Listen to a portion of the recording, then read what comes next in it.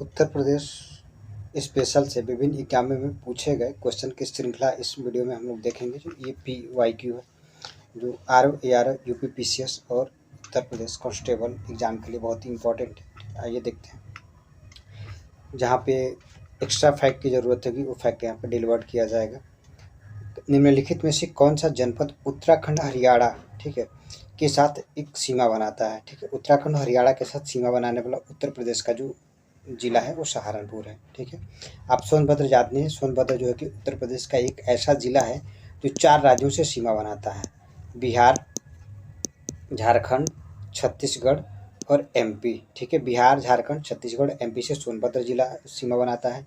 मेरठ और मुजफ्फरनगर, ठीक है, ये NCR रेंज में शामिल होने वाले उत्तर प्रदेश के जिले हैं। क्षेत्रफल के घटते क्रम में सही विकल्प आप चयन करना है। ठीक है, तो सबसे ज़्यादा क्षेत्रफल राजस्थान का है। राजस्थान के बाद आपका मध्य प्रदेश, महाराष्ट्र, फिर उत्तर प्रदेश। मतलब क्षेत्रफल की दृष्टि से उत्तर प्रदेश का स्थान चौथा है। ठीक है, भारत के कुल क्षेत्रफल का उत्तर प्रदेश के पास जो क्षेत्रफल है 7.33% है। ठीक है, मतलब जो इंडिया का कुल क्षेत्रफल है उसका 7.33% उत्तर प्रदेश के पास है। लखनऊ की सीमा किससे स्पर्श नहीं करती है? ठीक है, लखनऊ की सीमा किससे स्पर्श नहीं करती है? बलिया। देखिए, इसमें ध्यान दीजिएगा, बलिया जो है कि बहुत दूर है ना उत्तर प्रदेश। बलिया लगभग ये उत्तर प्रदेश का पूर्वी जिला है। ठीक है, उत्तर प्रदेश का पूर्वी जिला बलिया है। ये लखनऊ से इसकी सीमा स्पर्श नहीं करती है। ठीक है, पश्चिम में कौन सी नदी काफ़ी हद तक उत्तर प्रदेश का सीमा निर्धारण करती है? ठीक है, ऑप्शन है आपका चंबल, केन, गंगा और यमुना। ठीक है, आप जानते हैं पश्चिम में जो है कि यमुना, ठीक है, पश्चिम में राजस्थान और उत्तर प्रदेश के बाद काफ़ी हद तक ये सीमा का निर्धारण करती है। ठीक है, यमुना की जो प्रमुख सहायक नदियाँ हैं चंबल है, केन है, बेतवा है, सिंध है, ठीक है, काली सिंध है। ठीक है, ये सब इसकी सहायक नदियाँ हैं। ठीक है, वो मुख्य रूप से जो हिमाचल प्रदेश से ये निकलती है तो टोंस और गिरी। ठीक है, टोंस और गिरी दो नदियाँ मिलकर के आपस में जब बढ़ती हैं तो इनको यमुना के नाम से जाना जाता है। और यमुना जो है गंगा की सबसे बड़ी सहायक नदी है। ठीक है, सबसे लंबी सहायक नदी। देखिएगा, अगर ये कहेगा कि गंगा की सबसे लंबी सहायक नदी तो यमुना और सबसे बड़ी सहायक नदी कहेगा तो रामगंगा। ठीक है, बड़ी और लंबी में आपको अंतर समझ में आना चाहिए। अगर कोई कह रहा है कि सबसे बड़ी नदी है तो इसका मतलब उस नदी का जो वाटर लॉगिंग फील्ड है, बहाव क्षेत्र है, वो नदी जो कि सबसे ज़्यादा जल का अपने साथ परिवहन करती है। मतलब उस नदी में जल की मात्रा अधिक है तो हम बड़ी कहेंगे। उस नदी की लंबाई अगर देखा जाए क्षैतिज लंबाई तो सबसे ज़्यादा है तो उसको हम लंबी कहेंगे। तो गंगा की सबसे बड़ी नदी रामगंगा आप बताएंगे। ठीक है, गंगा की सबसे बड़ी नदी आप रामगंगा बताएंगे अगर ऑप्शन में पूछा जाता है कहीं भी। तो अगर सबसे लंबी पूछता है तो आप यमुना बताएंगे। गंगा की सबसे लंबी सहायक नदी यमुना है। उत्तर प्रदेश के भाबर क्षेत्र में किस प्रकार की मिट्टी पाई जाती है? ठीक है, भाबर क्षेत्र हम बताए थे आपसे। अगर नदियाँ किसी पर्वतीय क्षेत्र से निकलती हैं तो उनका क्रम कुछ ऐसे होता है। सबसे पहले भाबर होगा, ठीक है, भाबर होगा, तराई होगा, बांगर होगा, फिर खादर होगा। ठीक है, खादर आपका नवीन जलोढ़ की मिट्टी थी, भाबर पुरानी जलोढ़ की मिट्टी थी, तराई जो है कि ये एक ऐसा क्षेत्र था जहाँ पे हर साल नदियाँ बाढ़ लाती थी। ठीक है, और तराई और भाबर वाले क्षेत्र में ये बड़े बड़े बोल्डर और इसमें कंकरीली पथरीली मिट्टी अधिक मिलती है। ठीक है, तो भाबर क्षेत्र किस प्रकार की मिट्टी आपको मिलेगी? ठीक है, कंकरीली और पथरीली मिट्टी मिलेगी। उत्तर प्रदेश के किस जिले में सबसे कम वर्षा होती है? ठीक है, इसके बारे में हम लोग चर्चा किए थे। उत्तर प्रदेश का सबसे कम जो जिला वर्षा होता है वो आपका मथुरा में है। ठीक है, मथुरा में सबसे कम बारिश होती है। ठीक, निम्न जिलों में से उत्तर प्रदेश के दक्षिण सही अनुक्रम कहना है। कारण उत्तर से दक्षिण में इनका सही क्रम, उत्तर से दक्षिण में इनका सही अनुक्रम आपसे पूछ रहा है। ठीक है, ऑप्शन आप देख लीजिए, संत कबीर नगर, अम्बेडकर नगर, ये 2010 PCS में पूछा गया है। ठीक है,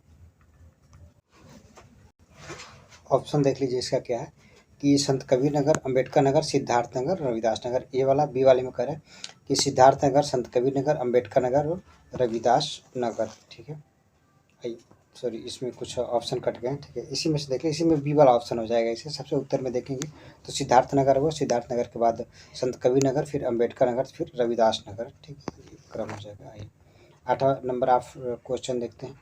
यार के निम्नलिखित नगरों का भौगोलिक क्षेत्रफल की दृष्टि से घटता हुआ क्रम आपको बताना है। ठीक है, इसमें कह रहा है कि भौगोलिक क्षेत्रफल की दृष्टि से घटता हुआ UDA मेंस 2013। ठीक है, UDA जो कि अब इस समय UPPCS जो है कि RO को पहले UDA कहा जाता था। ठीक है, अपर डिवीजन क्लर्क, ठीक है, अपर डिवीजन अथॉरिटी करके था पहले। UDA और LDA के नाम से आता था। ठीक है, आइए देखिए इसमें ऑप्शन देख लीजिए क्या है कि भौगोलिक क्षेत्रफल की दृष्टि से घटता हुआ क्रम आपसे पूछ रहा है।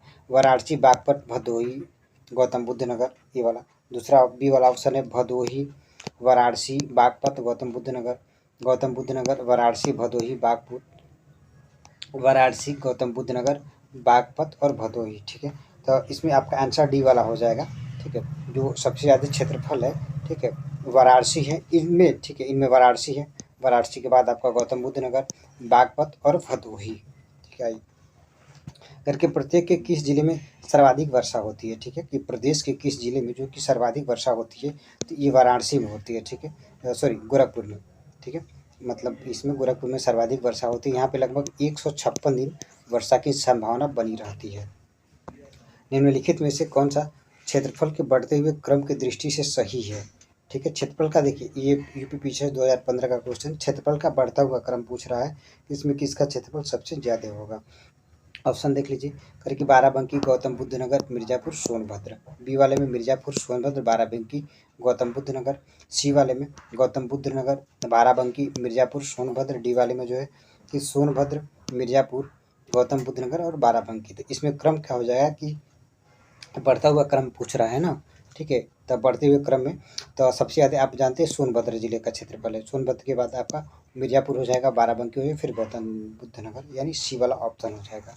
सोनभद्र जिले को स्पर्श करने वाले जो जिले हैं पीछे से 2015 के दौरान, ये 4 राज्य स्पर्श करते हैं। ठीक है, अभी हम लोग इसके पीछे देखते हैं 4 राज्य जो स्पर्श करते हैं कौन कौन से था। बिहार, छत्तीसगढ़, ठीक है, झारखंड और एमपी। ठीक है, 4 राज्य सोनभद्र जिले को स्पर्श करते हैं। उत्तर प्रदेश का कौन सा क्षेत्र आदतन, ठीक है, आदिकल्प का प्राचीनतम शैलों से निर्मित है। ठीक है, आदिकल्प का जो कह रहा है कि जो प्राचीनतम शैल सबसे निर्मित है। ठीक, तो देखिए इसके कहने का मतलब ये है कि आपसे पूछ रहा है कि कौन सा ऐसा जिला है जो सबसे प्राचीनतम शैल से निर्मित है। ठीक है, आदिकल्प का सबसे प्राचीनतम शैल जो है कि बुंदेलखंड। बुंदेलखंड आप जानते हैं कि गोंडवाना लाइन का भाग है। ठीक है, गोंडवाना लाइन का भाग, ये सबसे पुरातनतम प्राचीनतम शैल है ये। निम्न में से उत्तर प्रदेश की सीमा नहीं लगती है। ठीक है, तो आप जानते हैं उत्तर प्रदेश का सीमा जो है कि राजस्थान से, हरियाणा से ही लगता है, दिल्ली से भी लगता है। ठीक है, हिमाचल प्रदेश से भी थोड़ा सा लगता है, सबसे कम सीमा हिमाचल प्रदेश से लगता है। पंजाब से जो है कि उत्तर प्रदेश की कोई सीमा नहीं टच करता है। उत्तर प्रदेश में जो सर्वाधिक वर्षा वाला क्षेत्र है, ठीक है, वो आपका इसमें बताना है। ठीक है, तराई क्षेत्र, पूर्वी गंगा का मैदान, मध्य गंगा का मैदान और पश्चिमी गंगा का मैदान। तो इसमें हो जाएगा तराई क्षेत्र में सर्वाधिक वर्षा होती है। ठीक है, उत्तर प्रदेश के जो सर्वाधिक वर्षा वाला क्षेत्र है वो तराई क्षेत्र है। निम्नलिखित में से सर्वाधिक वर्षा वाला क्षेत्र, ठीक है, यूडीए 2010 का क्वेश्चन। ठीक है, तो इसमें सर्वाधिक वर्षा वाला, चूंकि पुराना हो गया। ठीक है, तो लखीमपुर खीरी जानते हैं कि पूरी तरह से तराई वाले क्षेत्र में स्थित है। ठीक है, सर्वाधिक वर्षा लखीमपुर खीरी में होता है। क्षेत्रफल की दृष्टि से उत्तर प्रदेश का राज्यों में स्थान क्या है। ठीक है, राज्यों में अभी देखे थे सब, राजस्थान, राजस्थान के बाद एमपी, एमपी के बाद महाराष्ट्र। ठीक है, महाराष्ट्र के बाद उत्तर प्रदेश। ठीक है, यानी आपका चौथा क्रम है उत्तर प्रदेश का क्षेत्रफल की दृष्टि से। निम्नलिखित में से किस जिले को जो अंतर्राष्ट्रीय सीमा स्पर्श नहीं करती है। ठीक है, देखिए पूछना चाहता है अंतर्राष्ट्रीय सीमा जो कि उत्तर प्रदेश से लगने वाली जो सीमा है वो नेपाल के साथ लगता है। ठीक है, तो ये पूछ रहा है कि कौन सा ऐसा जिला है जो इसको नेपाल को स्पर्श नहीं करता है, मतलब टच नहीं करता है। ठीक है, तो आप देख लीजिए बलरामपुर, श्रावस्ती, पीलीभीत और बस्ती। ठीक है, इन चारों में देखेंगे तो जो बस्ती का सीमा है वो नेपाल से स्पर्श नहीं होता है। ठीक है, निम्नलिखित जिलों में क्षेत्रफल का जो सबसे छोटा क्षेत्रफल है। ठीक है, इन जिलों में पूछ रहा है कि क्षेत्रफल की दृष्टि से सबसे छोटा कौन है। ठीक है, वाराणसी हो गया, जौनपुर हो गया, प्रयागराज और गाजीपुर। ठीक है, तो इसमें आपको बताना है, देखिए थोड़ा सा अंदर से उठा करके पूछ लिया, तो इनमें मतलब इन चारों में जो सबसे छोटा क्षेत्रफल है वाराणसी का है। ठीक है, उसे देखा जाए तो क्षेत्रफल की दृष्टि से जब 3 सबसे छोटे जिले हैं। ठीक है, हापुड़, ध्यान रखिएगा इसको, ये पूछा जाता है। ठीक है, हापुड़, हापुड़ के बाद आपका गाजियाबाद हो गया, हापुड़, गाजियाबाद, भदोही। ठीक है, हापुड़, गाजियाबाद, भदोही, शामली, फिर गौतम बुद्ध नगर। ठीक है, ध्यान रखिएगा हापुड़, गाजियाबाद, भदोही, शामली और गौतम बुद्ध नगर। ये क्षेत्रफल की दृष्टि से बढ़ते हुए क्रम है, मतलब सबसे कम क्षेत्रफल आपका हापुड़ हो गया। हापुड़ के बाद आपका गाजियाबाद, गाजियाबाद के बाद भदोही, भदोही के बाद शामली, फिर गौतम बुद्ध नगर। ये क्षेत्रफल की दृष्टि से उत्तर प्रदेश के जिले हैं। ठीक है, मैं साफ साफ लिख देता हूँ यहाँ पे। ठीक है, जो सबसे कम क्षेत्रफल आपका देखिए आपका हापुड़ है। ठीक है, हापुड़। ठीक है, सबसे कम क्षेत्रफल हापुड़ के बाद आपका गाजियाबाद आ जाएगा। ठीक है, गाजियाबाद, गाजियाबाद का आप भदोही। ठीक है, भदोही के बाद आपका शामली, शामली के बाद आपका गौतम बुद्ध नगर। ठीक है, गौतम बुद्ध नगर। कार्यक्रम की क्षेत्र उत्तर प्रदेश का क्षेत्रफल देश के कुल क्षेत्रफल का कितना प्रतिशत है? अभी आप ऊपर हम डिस्कस किए थे। देश के कुल क्षेत्रफल का 7.33% उत्तर प्रदेश के पास है। निम्नलिखित में से किस देश की सीमा उत्तर प्रदेश से मिलती है? ठीक है, तो आप जानते हैं चीन, भूटान, नेपाल, बांग्लादेश। ठीक है, तो नेपाल की सीमा उत्तर प्रदेश से मिलता है। निम्नलिखित में से किसे राष्ट्रीय राजधानी क्षेत्र एनसीआर के जो 32वें और उत्तर प्रदेश के 8वें जिले के रूप में शामिल किया गया था? ठीक है, तो ये उसमें करंट का क्वेश्चन था। ठीक है, लेकिन अभी भी देख लीजिए जो 8 जिले जो एनसीआर में शामिल हुए हैं।